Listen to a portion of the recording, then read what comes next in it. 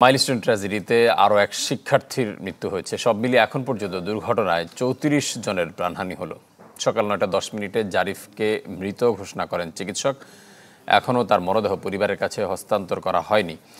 Burn ইনস্টিটিউটে চিকিৎসাধীন ৪ জনের অবস্থা সংকটাপন্ন। বিভিন্ন হাসপাতালে চিকিৎসাধীন ৪৯ জন। এদিকে বিমান দুর্ঘটনার ৫ দিন পার হলেও এখনও স্বাভাবিক হয়নি স্কুলের পরিবেশ, শুরু হয়নি শিক্ষা কার্যক্রম। আজও স্কুলের গেটের সামনে সাধারণ মানুষের জটলা দেখা যায়। সকালে স্কুলের শিক্ষক কর্মচারীদের ভেতরে প্রবেশ করতে দেখা গেছে।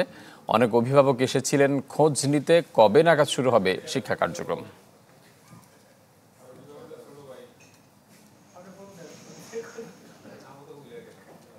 দর্শক, যেমনটি বলছিলাম, আজ সকাল ৯টা ১০ মিনিটে মাইলস্টোন ট্র্যাজেডিতে আরও এক শিক্ষার্থীর মৃত্যু হয়েছে। এ নিয়ে আরও বিস্তারিত জানাতে এই মুহূর্তে আমাদের সাথে বার্ন ইনস্টিটিউট থেকে যুক্ত হচ্ছেন সহকর্মী মাহবুবুর রহমান। আমরা যাচ্ছি তার কাছে। মাহবুব,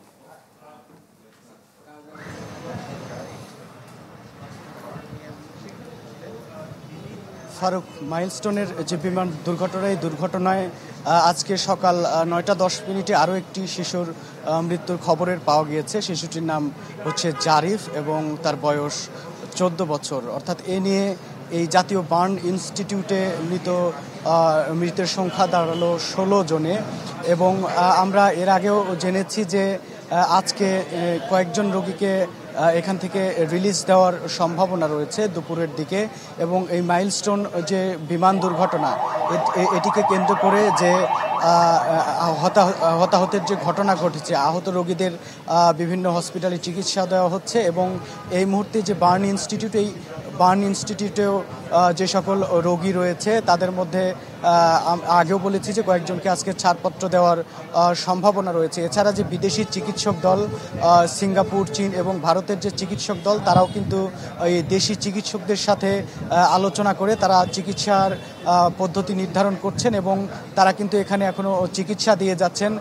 এবং এই কয়েকদিনের মধ্যে তারা আরও কয়েকজন রোগীকে, তারা কেবিনে থাকা রোগীকে তারা আবারও ছাড়পত্র দিতে পারবেন এমন সম্ভাবনাও কিন্তু রয়েছে। এবং গতকালও কিন্তু ২ জন শিশু মারা গিয়েছিল এবং সেটি নিয়ে মৃতের সংখ্যা ছিল এই বার্ন ইনস্টিটিউটে ১৫ জন। তবে আজকে সকাল ৯টা ১০ মিনিটে জারিফ নামের ১৪ বছরের যে শিশুটি মারা গিয়েছে, এ নিয়ে মোট এখানে মৃতের সংখ্যা দাঁড়ালো ১৬ জনে।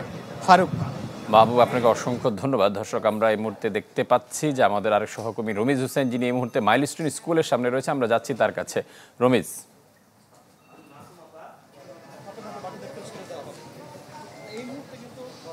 ফারুক, কিছুক্ষণ আগে এখানকার যিনি প্রিন্সিপাল আছেন তার সাথে আমাদের কথা হয়েছিল। তিনি আসলে বলছেন কালকে বা পরশু দিন, অর্থাৎ রবি এবং সোমবার, এই স্কুলটি খোলার সম্ভাবনা খুবই কম। তারা আসলে আন্তঃ মন্ত্রণালয়ে একটা বৈঠক করবেন এবং স্কুলের কী অবস্থা আসলে যেই শ্রেণীকক্ষে একটি দুর্ঘটনা ঘটেছিল সেখানকার কী পরিস্থিতি, সব কিছু বিচার বিশ্লেষণ করে আসলে তারা কবে থেকে এই যেই যেটি আর শিক্ষা কার্যক্রম শুরু করবেন সেটি তারা আমাদেরকে জানাবেন।